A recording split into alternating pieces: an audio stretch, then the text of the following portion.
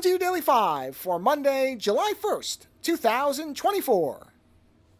Now, this 5 may seem like a bit of a repetition for the one that I did last week talking about Mira Murati and her comments about creativity, and it kind of is, I will admit. But it also is important because it underscores, just in the time since that last 5, there have been 4 news items about different aspects of these generative tools that underscore what I was talking about in that 5, which is that it's not about the tools, that it's about the people and the way the tools are used. So one of the stories was the Perplexity answer engine being deceptive, or depending on your point of view, outright lying about how it came up with its answers.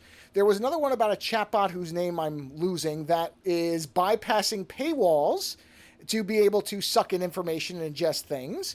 There was the move by Reddit to attempt to tell scrapers from these different companies that they could not use the information on Reddit without the acknowledgement or an agreement with Reddit to do so, even though most of their stuff is posted in the clear.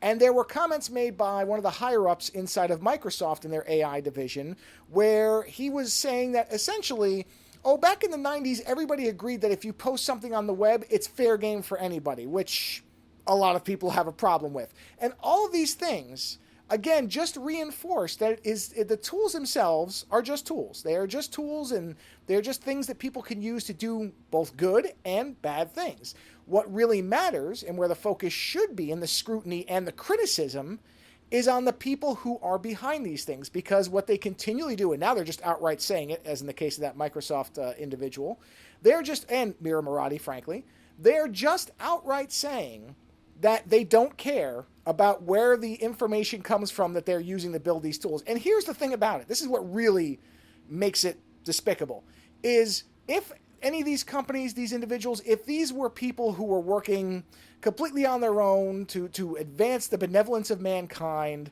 and they were using these tools and they were distributing them for free, and they had committed to them always being free, and you could believe that they actually had noble intentions, you might extend some benefit of the doubt to them. You might be able to say, well, yeah, this isn't necessarily ideal, but this is the only way they're going to be able to make it to work. But that's not what's going on here. These are multi-million and billion-dollar companies that are building up products that they are going to sell to other multi-million and billion-dollar companies and into individual users. They are not doing this to somehow elevate humanity. That is not the goal. The goal is to make money.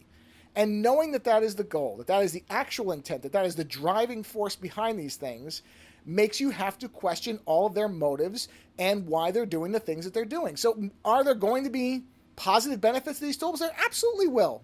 Nobody doesn't want, or no reasonable person is against these tools being able to help people diagnose cancer, identify illness, come up with new solutions to complex problems. Of course we all want that. But let's be honest with ourselves. It's not that the people who are making these really care about that. That's not their actual goal. Their goal is to boost the profit margin. Their goal is to make sure that the stocks keep going up and that the market rewards them. And in that respect, they don't care whether they're curing cancer or, frankly, inducing it. They don't care. Okay, that's a bit of an exaggeration. I don't think anybody in any of these companies is actually trying to create cancer. But the reality is they will be just as happy with a non-benevolent application of their tools as they will be with something that is actually beneficial to people, the world, whatever.